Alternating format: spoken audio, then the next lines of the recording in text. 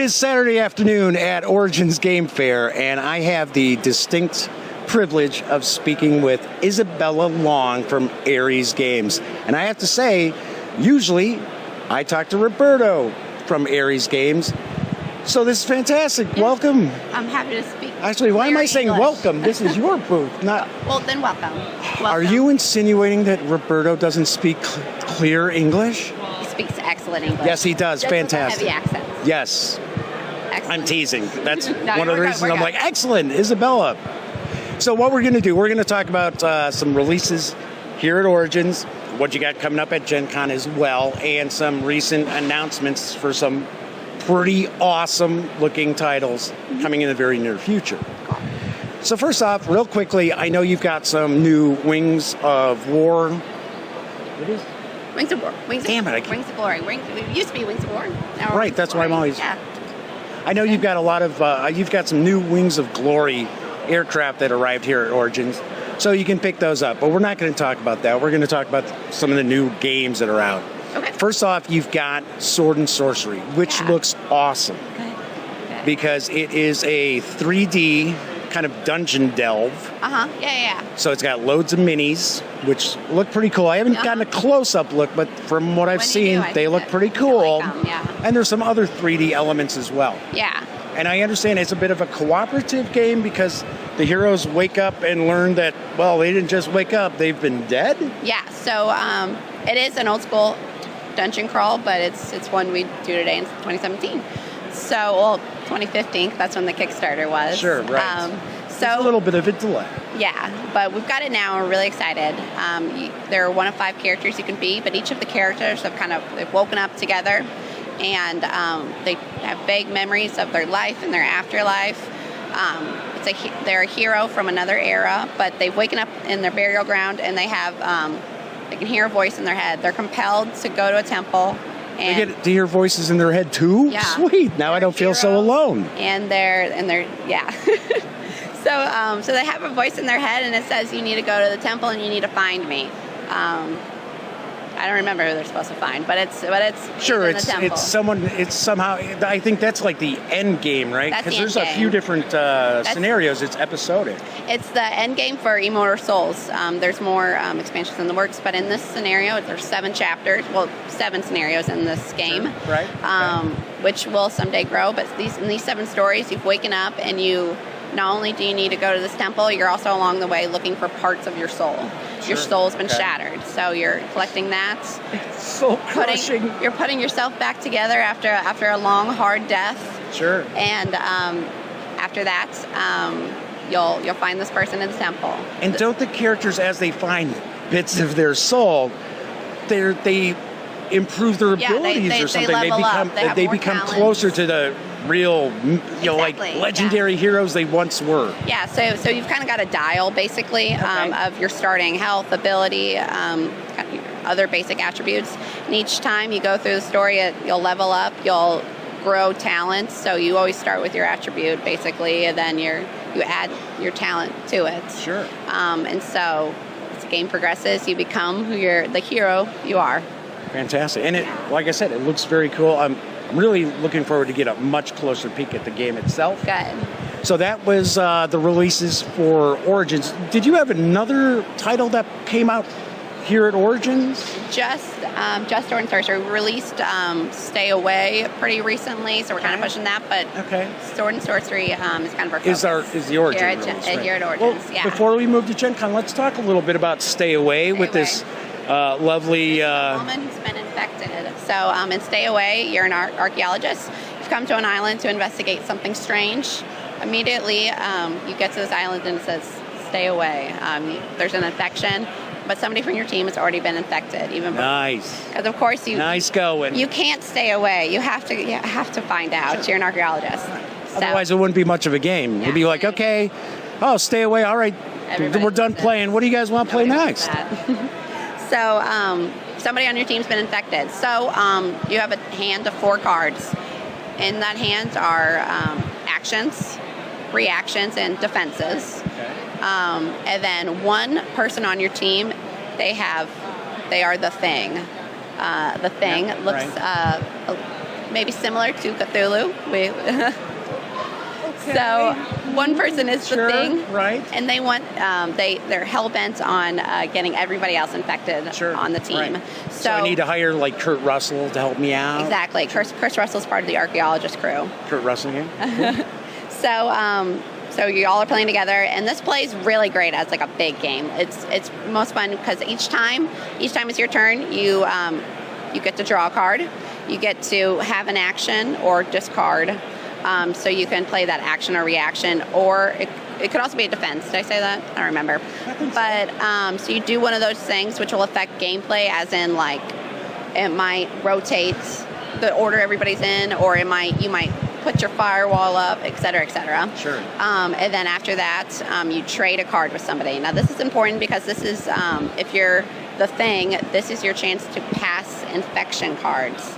And then that's it. That person's now infected as well. And their goal is changed from outing and killing the thing. It's now changed to helping the thing spread the infection until everybody's infected. Yeah. So in this, and our world ends.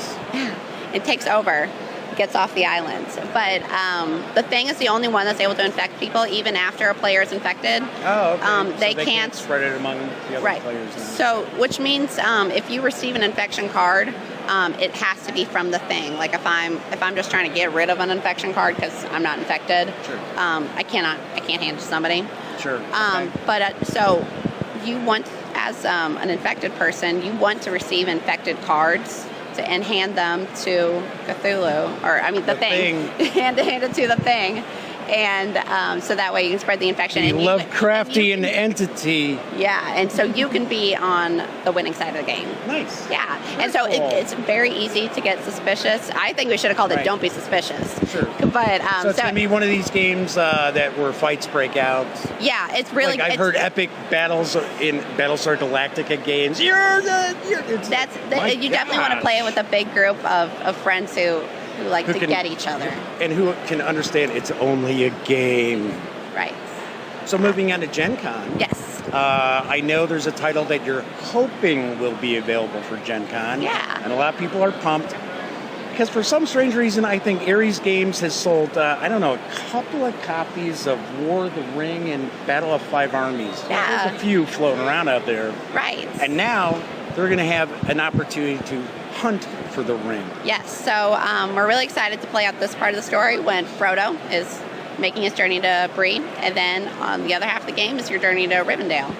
So there are 2 to 5 players available in this game. It's designed a bit lighter than those other 2. Sure, right. So Frodo is moving secretly. His movements are hidden behind the board, while the Nazgul are the other players, and they're working cooperatively, and their movements are public. Movement happens with cards. You're following a path. There's also a dice roll mechanic. When you get to a location, you're able to roll the dice, and that determines what you find there and what happens. As well as Frodo's hunting the Nazgul, or hiding from the Nazgul. Right. So that part. That's what I recall from the book and film, but I don't know, Isabella, you might be rewriting history. Well, we do get to rewrite the story a little bit, actually, in the game. So Frodo can turn bad. That will affect your journey to Bree, or you might stay good the whole time. So in this first half of the game, Frodo is compelled to find the ring and move forward on its own. The board flips over, and now it's on to Rivendell. Now it's on to Rivendell, and here Gandalf enters. I almost said Gavendale. I've said that twice instead of okay, whatever. Gandalf comes in, and You're rewriting Tolkien's work as we speak. No, I know. I don't mean to. He's going to see this and be sad. It's okay. So Gandalf enters and kind of replaces Frodo. Frodo's still in the game, but his movements are automated now, and Gandalf is here to kind of help move things along. Right. Okay. So. And once again, it's a 4-on-1 kind of situation. Yeah, mechanics are still the same. But what's really cool about this is it gives the game kind of a nice break. So if you're a gaming group who wants to play a shorter game, you can break it in half. Sure. And then the next night, you can play with a different group of friends or the same friends. You get back together. You're able to kind of, because it's designed to be evenly weighted, and they're about an hour and a half, I believe, is how it's designed on each end. So you've kind of got a flexibility with that you don't get in a lot of other games, which I appreciate because it's practical. I feel like I'm forgetting something.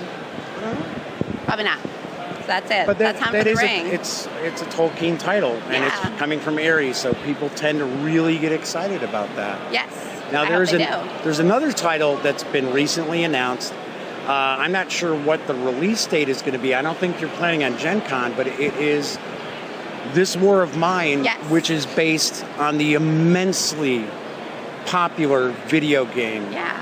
And I'm really kind of interested with this because This War of Mine, if people have played it, and I'm sure a lot of our audience have played it, it's a game, but it also drives home the horrific realities of civilians in a war-torn country. Yeah. Where they really don't have any beef between, whoever's invading and things like that. They're just trying to survive. And I'm wondering how that's going to translate into the game, because there are some heartbreaking elements to This War of Mine, the video game. And the board game is designed really, really, really smart and really well, because it still has aspects of that video game decision making. So you're playing cooperatively, as in you're working with folks to make your decision. You're talking over the table the whole time. You're trying to keep your group alive. Yeah, but when it's your turn, you are the one making the decision, and the game is full of very real ethical and moral choices. Yes. And so it's very dark at times. Of course, it's for ages 4 and up. Ages 4 and up, when they are at their moral heights. So it's real kind of gritty stuff. So a little bit heavy at times, but you really get to kind of exercise those same thoughts that you had during the video game War of Mine. Right. The gameplay is also set up kind of in a similar way, where normally on a board game you need to know what every part of the game does. But in this, you've got a storybook, storybook, that's what we call it, or a journal, that's what we call it.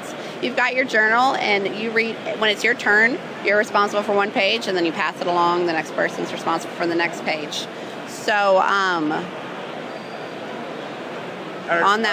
the players looking to try to survive until a certain point, kind of like in the video game where like humanitarian aid arrives? Right. I think it's a ceasefire that's declared. And to be honest, I don't remember how it ends in the journal, but that's the end of the game in the journal. And so, although there's a laid out scenario, the cards determine what's happening in the scenario. So every time the game's different, and then every time, even with those same cards, you draw those same cards, you're going to be prompted with new decisions within those cards. So it's a really unique kind of randomized gameplay, again, like a video game. And you just follow the storybook one page at a time. So if there's stuff on the board that hasn't been explained yet, it won't be, and you don't have to worry about it until you get to that part of the book, just like when you uncover things in a video game. And when are you hoping for a release on that? Well, is that like November or something, was it? I'm not sure. Piece, but I don't remember. I don't remember either, because I kind of thought we were going to have some at Gen Con, because the game is done. We've got the one we're demoing with here is the final version, so we got it wrapped and everything. And so let's keep our fingers crossed, just like Hunt for the Ring. I think I better Gen not. Con. I'm thinking I may have been spreading false information, because I'm under the impression you have not given a definitive date. Yeah. So. Moving on to some lighter fare. You have a game coming out. It's kind of like a racing game, where I believe various Greek gods are all betting on different mythical creatures. This is my favorite of our summer releases, and that's Divinity Derby. Okay. So you're a god, and you are here to party on Mount Olympus, meet up with Zeus and all your other buddies. And after the party has had a few drinks, you decide that it's time to start a horse race. But there's mythical creatures all around Mount Olympus, and that's what you're going to bet on. I'm going to bet on the Kraken. The dragon always wins. That's actually that's a secret about the game. I would assume Kraken would be the slowest thing out there. The last game I played, the dragon. Dragon was really last. So there's dragon, Pegasus, Griffin, kind of all there's 6 kind of classic creatures. And so what you're going to do is you're going to make bets. That's the first thing the game starts with. You're going to make 2. Everybody makes 1. Everybody makes their second. And your bets are determined by your deck of cards. Okay. I'm holding my hands like this because if we were playing, if you and I were playing and Ellie was playing as well, we would each have a shared hand of cards. So we have little holders. Mm-hmm. So Ellie and I are sharing one that you don't get to see. You guys are sharing one that I don't get to see. And you and I get to and we have secrets he doesn't know. So based on my limited information, I'm going to make the best bets I can. And I'm going to make those in secrets. We all have betting cards. We all have the same betting cards. Okay. I'm going to make my bet in secrets. My bets in secrets. Right. And so then halfway through the race, we all going to make a third bet, kind of based on the way the race is going. Right. You got last chance to kind of save your bets. And are there ways for the players to influence the positioning of these mythical creatures? Yeah. So they progress in the race by the players. When it's your turn to move a creature, you choose one card from one hand, one from another. Doesn't really matter what order or what side, but the first one you pick will have a higher value than the second one. There's two numbers on each card. Okay. There's also dirty tricks. I was curious about that too, because the Greek gods all really didn't get along too well. Yeah, they're very crafty. So, but Zeus wants the rules to be followed. Okay. So you can make dirty tricks. You have the choice. You never put in a position where you have to. But if you choose to progress your creature forward when maybe you shouldn't, Zeus knows. And so you put your card in the pile, in a specific pile, and the specific pile also has 4 Zeus cards. So at the end of the race, you lay out the 1 through 6 order. But then you don't know who the winner is yet. You have to shuffle them up with the Zeus cards, pick at random, and you'll either draw a creature who's cheated, and they're disqualified, which changes the order of the race and changes the fate of your bets. There's been an inquiry, that little inquiry lights going on the track. Yeah, or Zeus has decided to protect you. A protection card is drawn. I'll let that slide. I was entertained by that cheating. Yeah. Sure. Exactly, and it's all-knowing wisdom. Sure. Yeah. Are there any other titles on the horizon, or any games that maybe you want to share a little extra love with our audience? At the same time as we're releasing kind of these late summer releases with our goal of Gen Con, of course. Okay. We're going to have our latest wave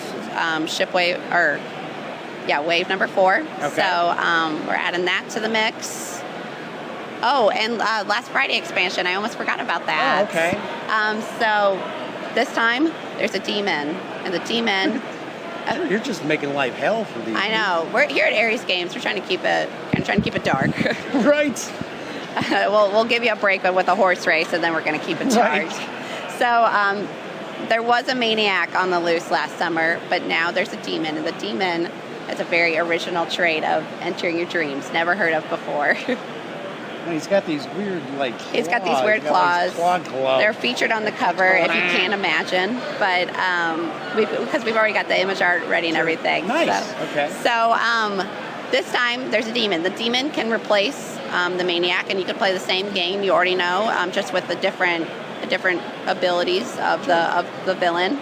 Or you can add the demon to the game, which is really great. You can have the demon hunting the maniac when the maniac is hunting the campers, and the campers are hunting the maniac, and so on. You're going to switch it up. Right.